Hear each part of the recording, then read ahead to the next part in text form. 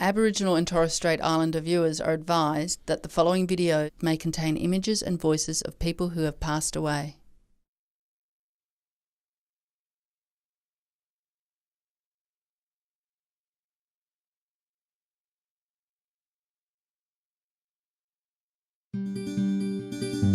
Good morning. Great to see you here, guys.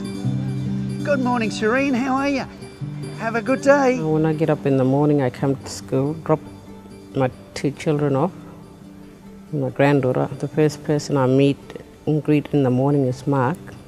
He's a very friendly person, and he makes my day happier and give the kids a five, make them really happy. And I know that I've got someone in the front at the gate to say, welcome me.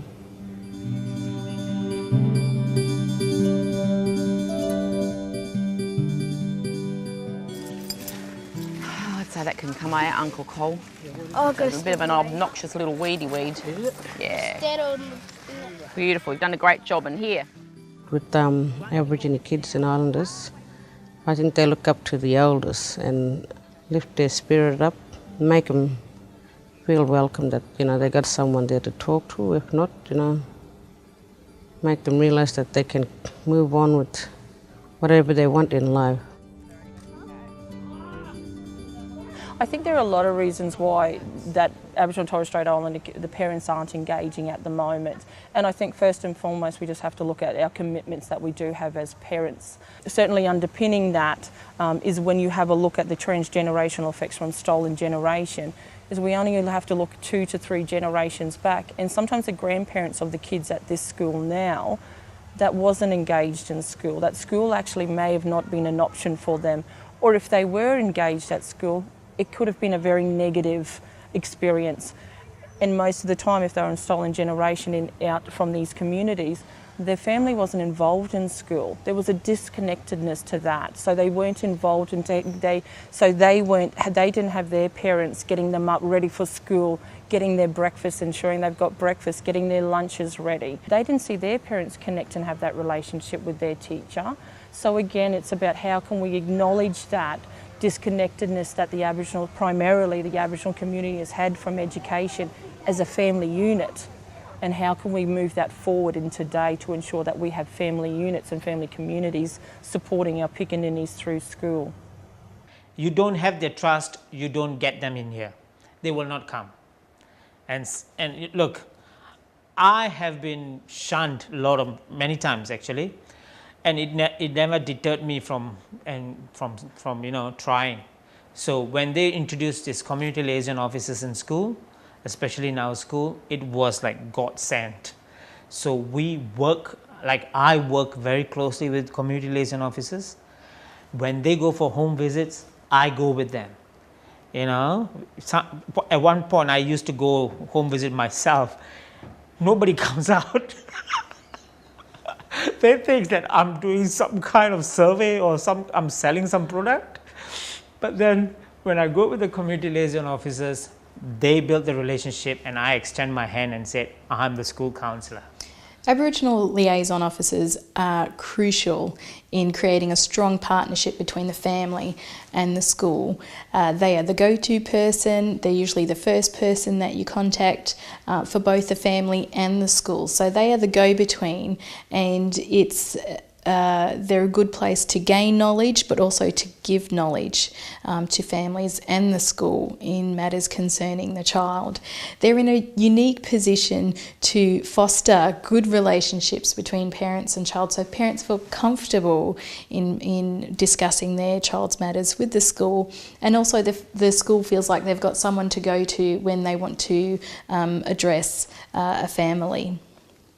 As a non-Aboriginal person working in a predominantly Aboriginal context, it's a challenge, and you have to think very carefully and constantly about how you're communicating, because we're from different cultures. We've got many things in common, and we have some things that are just culturally different, and it's my job to be aware of that. The best way to go about doing that is to listen to your Indigenous staff and follow their lead. When I go to a place, it is an advantage because I've got a skin group, or I've got family connections, cultural connections to an area. which gives me a good sort of lead in, but I always consult with the people that have been at the school for a long time, the traditional owners, the people from this area, because I think teaching the kids from this area, there's no perfect model that you can bring in from anywhere. It's got to be, the answers for Broome Primary are in Broome. My family's in Roban. The answers, if something works well here, we can take aspects of it to Roban or anywhere else, but it's got to be developed from Roban. So the answers for the community are in the community. And even within the same community, you could ask a bunch of elders the same sort of, the same question to 5 or 10 families and get 5 or 10 different responses. So you just got to do as much consultation as you can and, and do your best. And the next house is Miss Nancy. She's grandmother to, or grandmother to most of the kids at school. So, Harry, and we'll go there.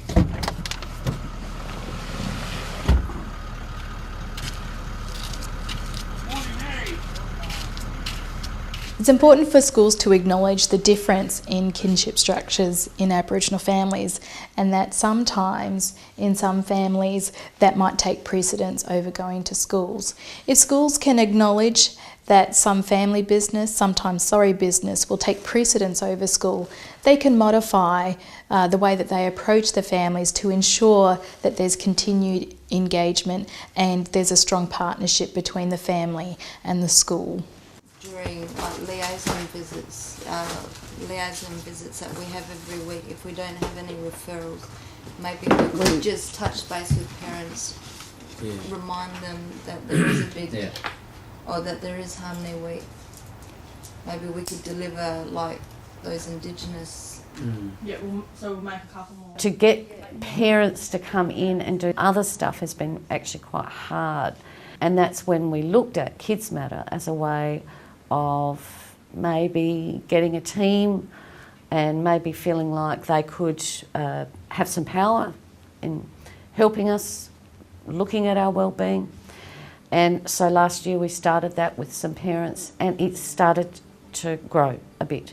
We've had actually quite a few parent meetings this year already, which we're really happy about, parents that are really keen.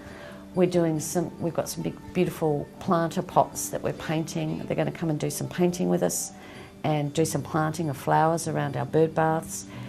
They're going to come in, we've had some parents come into our vegetable garden and help with that. And it's just, getting that space where they feel like they belong and that they want to be here, and then getting them on the governing council and saying, well, you can make some decisions around this too. You have a voice, you have some power. Cooking lessons, reading to kids in the classroom. All of those things are really, really important things for our school to feel like it is a community. I feel this school does really well at engaging us as parents as that link, as that connector to the kids' education to long term, rather than focusing and putting all that on the education system. What can we share? And I feel there's much more shared responsibility and vision for us as parents with the education system than there was when I was going to high school.